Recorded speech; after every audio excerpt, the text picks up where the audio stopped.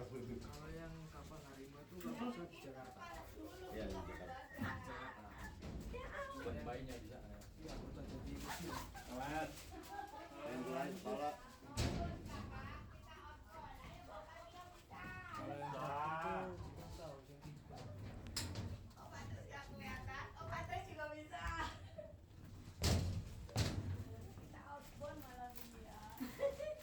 Outbound malam Jumat.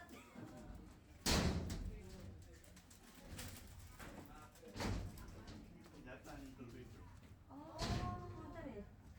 Kamu nggak ngerti torpedo tapi Berfungsi untuk meluncurkan torpedo menuju sasaran tembak. Ya, dari belakang kulitan. kayak anu gitu loh apa? Terus Ya. Menghancurkan halangan untuk sangat cepat.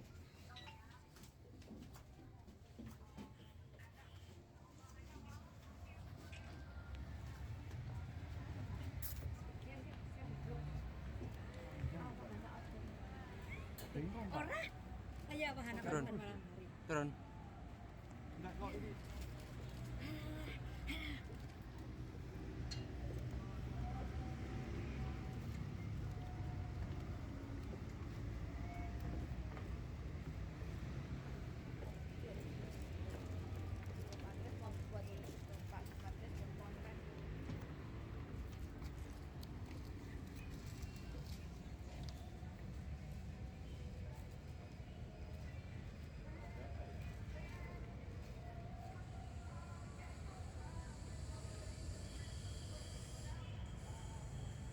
Monumen kapal selam Surabaya.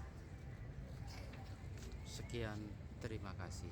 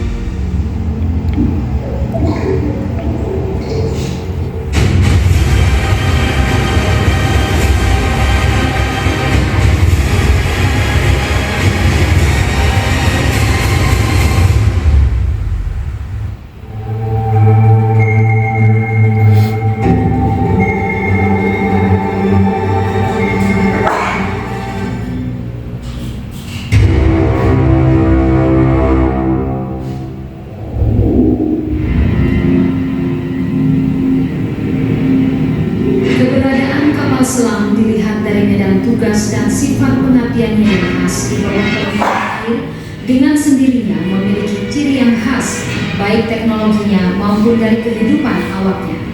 Sebagai salah satu unsur kekuatan TNI Angkatan Laut, kapal selam diorganisasikan dalam Satuan Kapal Selam Armada Republik Indonesia Kawasan Timur yang berpangkalan di Surabaya. Moto Wira Anantara Wira yang berarti tabah sampai akhir menunjukkan bahwa penugasan di kapal selam senantiasa mengutamakan sifat profesionalisme, kebenaran, dan kesetiaan terhadap tugas. Diawaki oleh prajurit Angkatan Laut yang tangguh, kapal selam merupakan salah satu unsur sistem senjata armada terpadu yang disingkat SSAT. SSAT yang merupakan tulang punggung kekuatan TNI Angkatan Laut terdiri dari unsur kapal, yaitu kapal selam dan kapal permukaan, pesawat udara, marinir, dan pangkalan. Sejarah kapal selam di Indonesia lahir di tengah heroisme perang kemerdekaan dengan dibuatnya kapal selam pertama yang diilhami keinginan menerobos blokade laut Belanda tepatnya pada tahun 1947. D. Kinagan, seorang perwira Angkatan Laut Republik Indonesia yang berpangkat kapten, berhasil merancang dan membuat sebuah kapal selam yang berbobot 5 ton. Dengan diawaki sendiri oleh D. Kinagan, kapal selam ini diuji cobakan di Kalibayung, Yogyakarta. Keberhasilan uji coba ini membawa dampak positif positif bagi perjuangan bangsa Indonesia, terutama dalam menumbuhkan rasa cinta tanah air dan rela berkorban demi tegaknya kemerdekaan Republik Indonesia.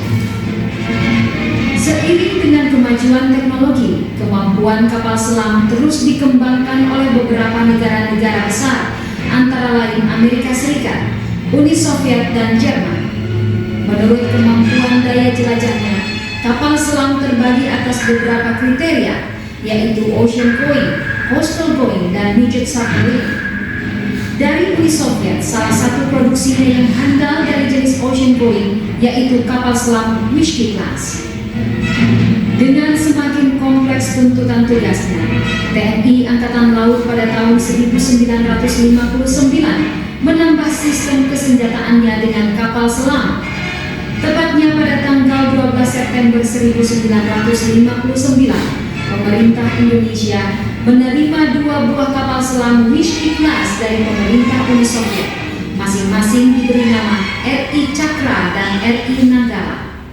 Hingga saat ini, tanggal 12 September diperingati sebagai hari lahirnya Korps Hiu Kencana, yaitu Korps Pengawal Kapal Selam. Kemudian pada bulan Januari sampai Desember 1962, berturut-turut 10 buah kapal selam tiba di Surabaya, yaitu RI Nagabanda, RI Chandrasa, RI Trisula, RI Nagaransang, RI Wijayadanu, RI Hendrajala, RI Brahmasta, RI Pasopati, RI Cundamani, dan RI Alugoro.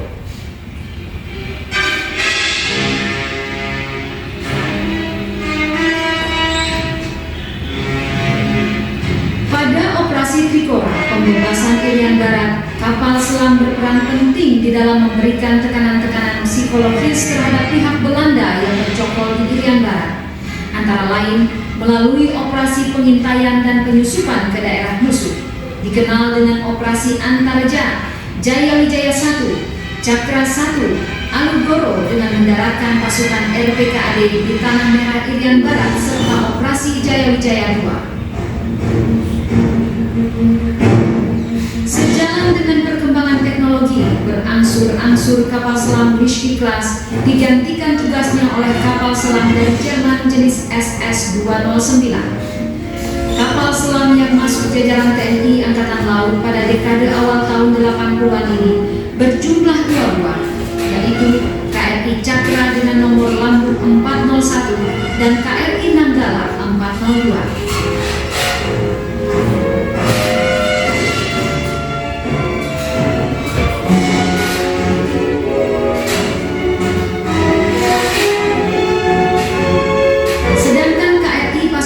Bernomor lambung 410 mengakhiri masa dinasnya di TNI Angkatan Laut yang ditandai dengan penurunan ular-ular perangnya. Dengan demikian, selesailah sudah era kapal selam Whiskey Class yang telah turut berjasa bagi kejayaan bangsa Indonesia, dan untuk menghormatinya, dibangunlah monumen kapal selam di kota Surabaya.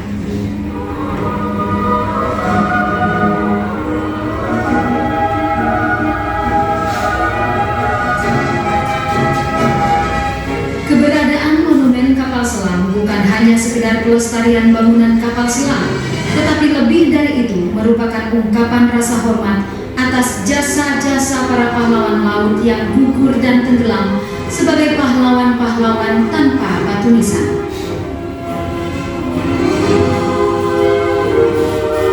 Fisik dari monumen yang menampilkan kapal ex-KRI Pasopati ini adalah saksi sejarah tentang pengabdian dan profesionalisme prajurit-prajurit Korps Hiu Kencana, sekaligus akan memberi inspirasi dan motivasi bagi generasi muda bangsa untuk mengerti dan tertarik pada kehidupan aspek kelautan sebagaimana kodratnya sebagai bangsa bahari. Selain itu, monumen kapal selam menjadi saksi, bukti dan bakti akan kejayaan bahari kita sebagai persembahan bagi prajurit-prajurit Matra Laut dan juga bagi segenap rakyat Indonesia. Dengan adanya monumen kapal selam, semakin lengkaplah kota Surabaya sebagai kota pahlawan di mana TNI Angkatan Laut dibesarkan di sini, di jantung kota Surabaya, di tepi Kalimas yang asri. KRI Pasopati tegak dengan megahnya, memantapkan moto prajurit kapal selam, tabah sampai akhir.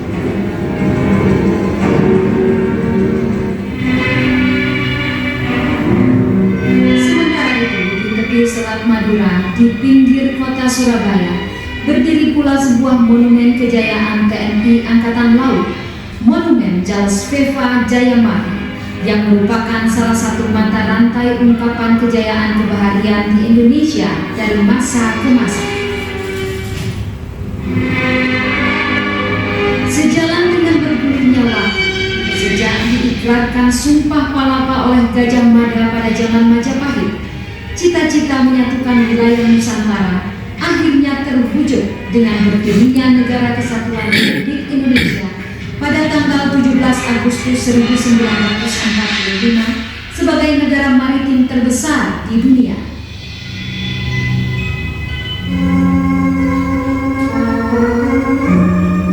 Sebagai negara maritim terbesar, wilayah Republik Indonesia meliputi 17.508 pulau, luas laut 5,8 juta kilometer persegi dengan panjang pantai 81.000 km. Maka sewajarnya lah jika Indonesia memiliki angkatan laut yang dapat diandalkan dan dibanggakan.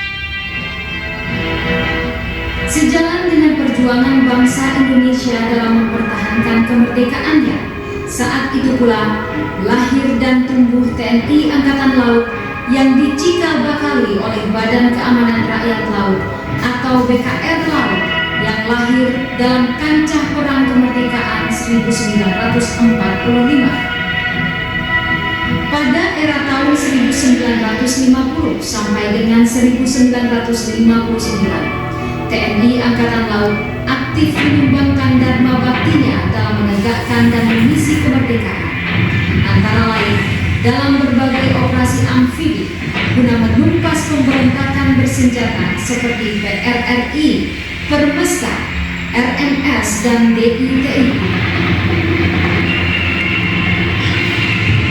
Memasuki tahun 1960 sampai dengan tahun 1968, TNI Angkatan Laut makin berkembang dengan dimilikinya sejumlah kapal perang jenis destroyer, frigat, peluncur roket, dan kapal selam.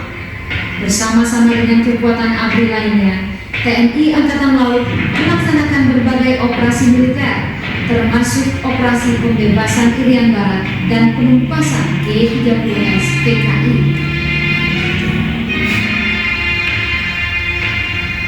Sejak tahun 1979 hingga sekarang, TNI Angkatan Laut mengalami kemajuan pesat dengan dimilikinya peralatan berteknologi mutakhir yang diorientasikan pada terwujudnya postur TNI Angkatan Laut yang profesional, efektif, efisien, dan modern dengan sasaran kemampuan bidang intelijen, pertahanan, keamanan, sosial politik ABRI, teritorial, dan kemampuan dukungan.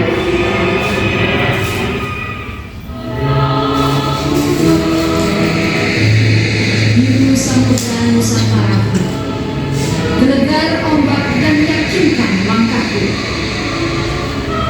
Aku akan tetap bertahan, berdiri di sisimu. Walau ajal harus kupersembahkan untukmu, untuk tetap pertahankan tiap tetes air samudraku. Karena kami, anak-anak bangsa ini, adalah bangsa bahari. Berlari aku berseru, justru di laut kita jaya. Jals Veva Jayamani.